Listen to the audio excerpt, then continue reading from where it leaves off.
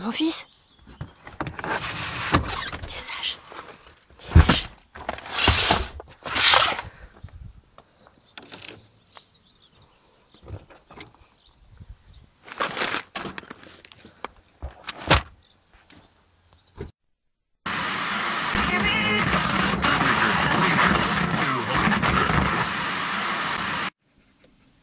Salut à toutes et à tous et bienvenue sur la chaîne.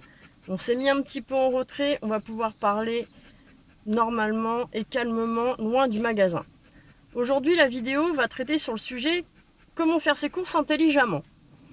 Alors, je vais vous expliquer comment je fais mes courses, comment je fais ma rotation au niveau des aliments, enfin, je vais tout vous expliquer. Encore une fois, c'est mon point de vue, c'est ma façon de faire, c'est pas la façon miracle.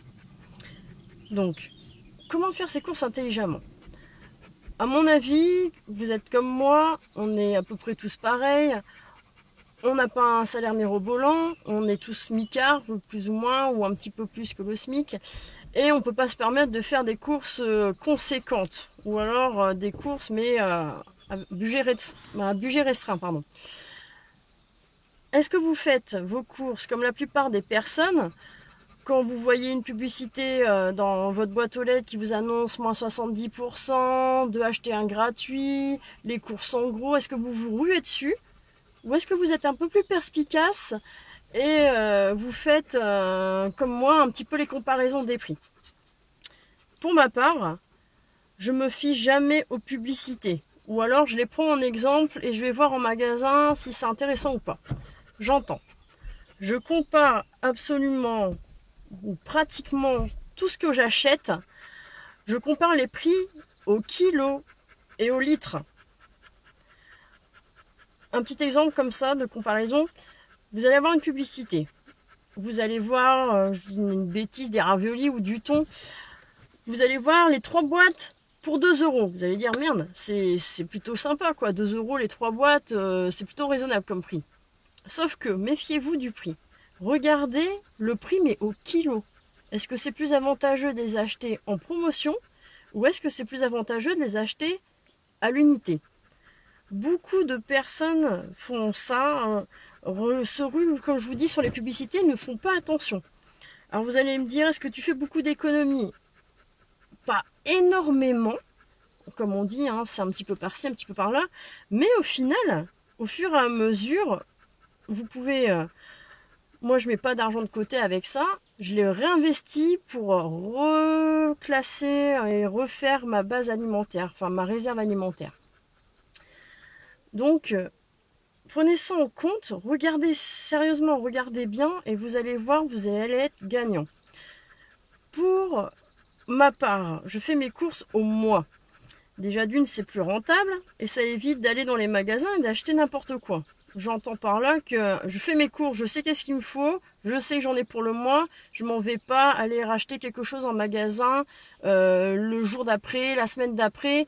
Je fais mes courses, point, j'en parle plus. Voilà, ça m'évite de dépenser à côté. Je fais mes courses au mois et j'ai une rotation.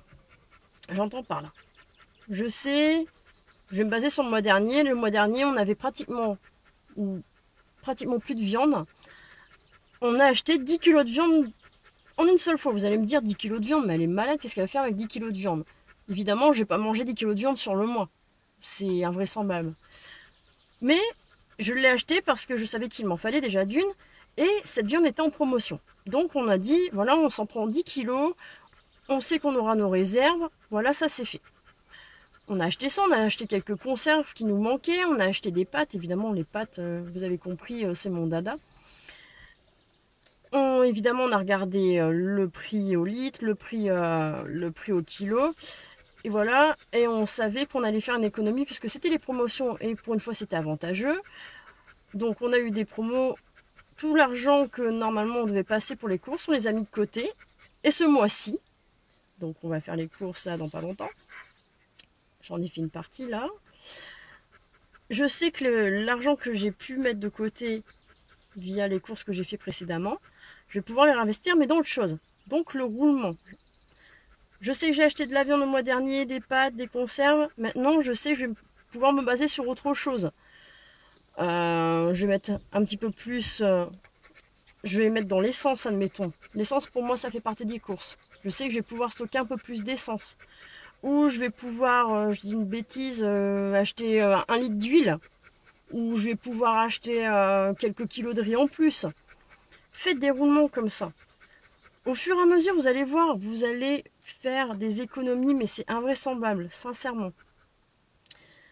Donc voilà, pour le roulement, qu'est-ce que je peux encore vous dire? Pareil, si vous avez le bonheur d'avoir un grossiste et que vous puissiez acheter en simple client et non pas comme la plupart des entreprises, il faut avoir une carte d'entreprise, machin, vous fouillez un petit peu, des stockers, il y en a partout. Certes, c'est un investissement parce que vous achetez en gros, mais à ce tarif-là, faites-le à plusieurs. Prenez vos parents ou, je sais pas, vos grands-parents, des amis, achetez en gros, partagez. Oh, ça aussi, bon, regardez bien le prix au poids, au kilo, au litre, mais ça peut être très avantageux si vous vous y mettez à plusieurs. Donc, réfléchissez, faites vos courses à bon escient, essayez de faire des roulements comme moi je fais. Enfin, je vous ai dit, hein, c'est pas la solution miracle, mais pour moi ça fonctionne bien. Ça vous permettra de faire des économies, d'investir dans autre chose, pas forcément d'alimentation, mais bon, le but c'est ça. Mais je sais pas, dans du matériel de camping, si vous aimez bien faire des randonnées, ou peu importe. Ça vous fait un petit pécule sur le côté, ça vous permet de mettre ça, de prendre votre pécule et de le mettre dans autre chose. Ou alors de vous faire une petite réserve d'argent.